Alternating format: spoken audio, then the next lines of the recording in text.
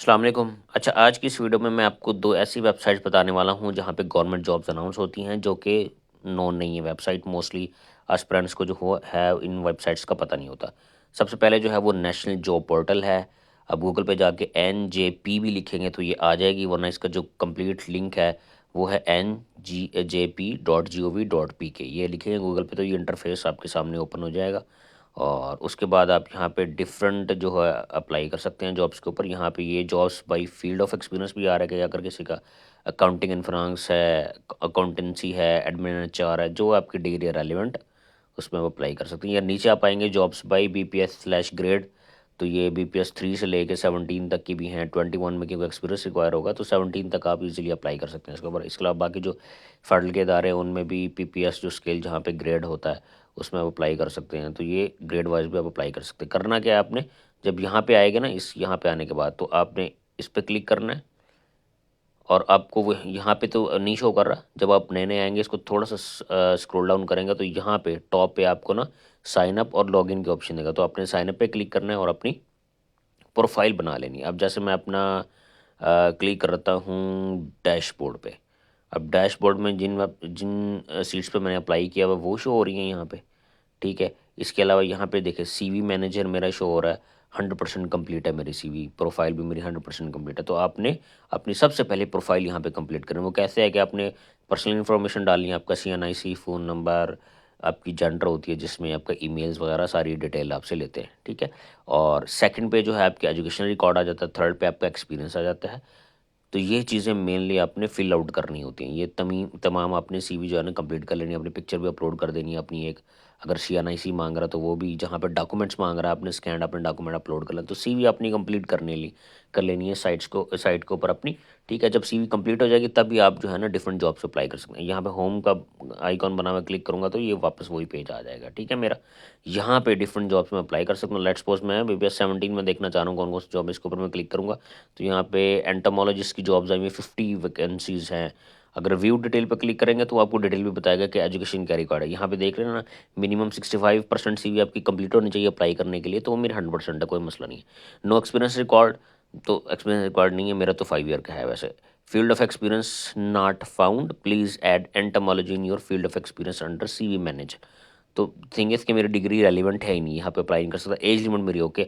जो आपकी चीज़ें ठीक होती हैं, रेलिवेंट टू जॉब होती हैं, जो क्राइटेरिया है उसका, तो वो आपको ग्रीन कर शो कर देता है।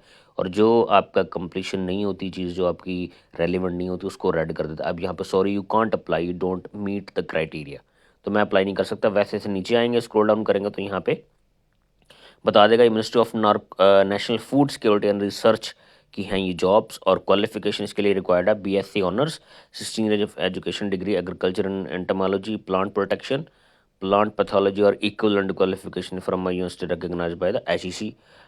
डोमिसाइल कोटा है ऑल पाकिस्तान, कहीं से भी आपका हो सकता है। Location of job anywhere in Pakistan, ठीक है। Age election has been already added, तो जो एज लिमिट यहाँ पे बताई हुई है उसने, वो आपकी ये बता रहा है ना, maximum age limit is 35, your age is 29 years and 10 month, ठीक है। तो आप यहाँ से आपकी एज भी जो है आपको पता चल जाएगी कि आपकी एज भी उस क्राइटेरिया में आती है कि नहीं, जो जॉब का क्राइटेरिया है। इसको आप ये जो क्रॉस का निशान है इस पर क्लिक कर जाएंगे, आप बैक उसी पेज पे आ जाएंगे। यहाँ पे हम 15 में देखते हैं कौन सी है, assistant manager store and procurement, ठीक है। तो व्यू डिटेल पे क्लिक करते हैं, तो ये भी मेरा फील्ड ऑफ एक्सपीरियंस नहीं इसमें रेलिवेंट। अब डिग्रियाँ इसकी देख लेते हैं कौन कौन से एक तो ये जॉब है पाकिस्तान स्पोर्ट्स बोर्ड की, और यहाँ पे जॉब स्पेसिफिकेशन उसने एंटर की हुई है सारी डिटेल में। और नीचे आता क्वालिफिकेशन है bachelors degree in business administration और a related field, additional qualification और certification in IT will be considered an asset, ठीक है। तो merit based location of job ये कराची की जॉब है। अभी ये आपको सारी डिटेल पता चल सकती है यहाँ से। आप हम ऊपर जाएंगे और ये क्रॉस पे क्लिक करेंगे तो ये बंद हो जाएगी, दोबारा क्रॉस पे क्लिक करेंगे तो हम उसी पेज पे आ जाएंगे। BPS 10 में देख लेते हैं कौन कौन सी जॉब है। तो प्लम्बर की है, यहाँ पे पाइप फिटर की है, और लाइफ गार्ड, इलेक्ट्रिशियन वगैरह की जॉब्स है। अभी यहाँ पे नहीं है, मोस्टली यहाँ पे असिस्टेंट की जॉब्स भी आई होती हैं और बहुत सारी जॉब्स आई होती हैं अभी, क्योंकि इतनी जॉब्स नहीं आई हुई इसके ऊपर। लेकिन आप इसको अगर विजिट करते रहेंगे तो आपको पता चल जाएगा, ठीक है। तो ये वेबसाइट एक बड़ी हेल्पफुल है अगर आपको जॉब चाहिए। PPSC और FPSC और NTS में बहुत एफर्ट करनी पड़ती है आपको, वो भी हो सकता है, ठीक है, वो भी आप कर सकते हैं। लेकिन इस पे भी आपने फोकस करना। क्योंकि सिलेबस मोस्टली सेम ही होता है, जनरल सिलेबस चल रहा होता है। जो पीपीएससी की जनरल सिलेबस होता है ना, general knowledge, Pakistan affair, current affair, English, Urdu, math, उसने जो बेसिक एक लिखा होता है सिलेबस, मोस्टली वही सिलेबस फॉलो हो रहा होता है यहाँ पे भी जो एग्ज़ाम्स होते हैं आपके। तो आप लोगों ने यहाँ पे भी अप्लाई करना है। एक तो ये वेबसाइट है। सेकंड वेबसाइट ये मैंने ओपन की हुई, ये है पंजाब जॉब्स ऑनलाइन। इसको पंजाब पोर्टल बोलते हैं, या आप गूगल पे जाके jobs.punjab.gov.pk लिखेंगे तो ये वेबसाइट आपके सामने ओपन हो जाएगी। इसका वैसे लॉगिन मैं कर लेता हूँ। मेरे आपने यहाँ पे भी वही है बेसिक, कि आपने एक बार प्रोफाइल कंप्लीट कर लेनी है, फिर जो जॉब आपसे रेलिवेंट है, आपकी डिग्री उससे मैच कर रही है, आप अंडर जो है वो एज हैं, और मतलब अंडर एज का मतलब है कि आप उस पर आपकी एज जो रिक्वायर्ड है उसके मुताबिक। अंडर एज का होता है कि यहाँ पे मिनिमम 21 मांगे तो 21 से नीचे तो अंडर एज नहीं है आप।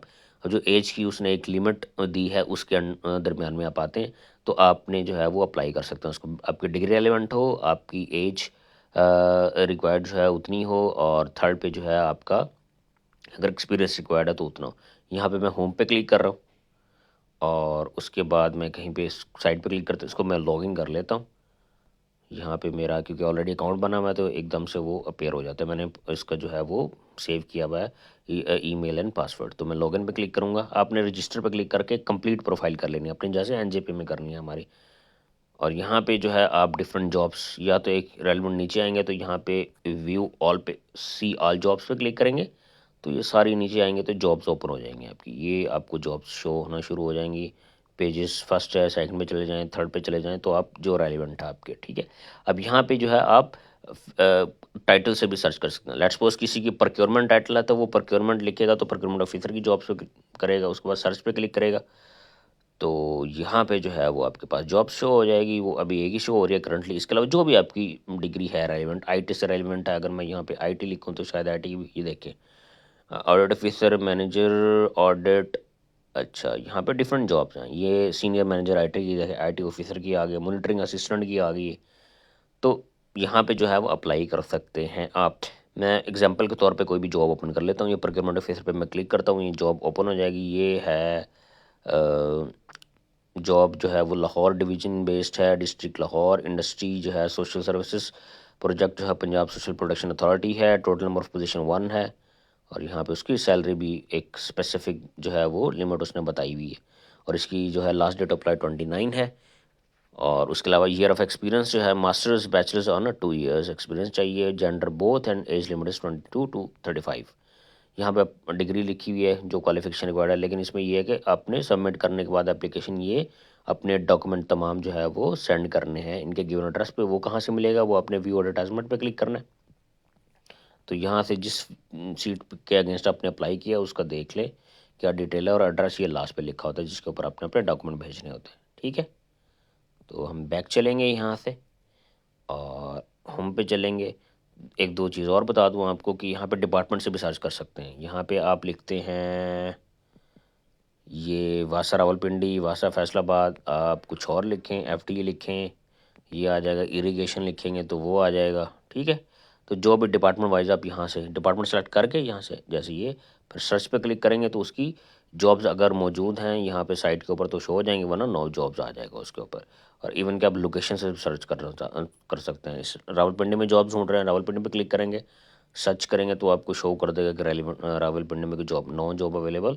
तो आप अपना सिटी वाइज भी, लोकेशन वाइज भी सर्च कर सकते हैं, डिपार्टमेंट वाइज भी सर्च कर सकते हैं, और आपके जो है वो डिग्री रेलिवेंट भी आप सर्च कर सकते हैं। तो इन दो वेबसाइट्स के ऊपर आपकी प्रोफाइल बनी हुई होनी चाहिए अगर आप जो है वो गवर्नमेंट जॉब कोई ढूंढ रहे हैं।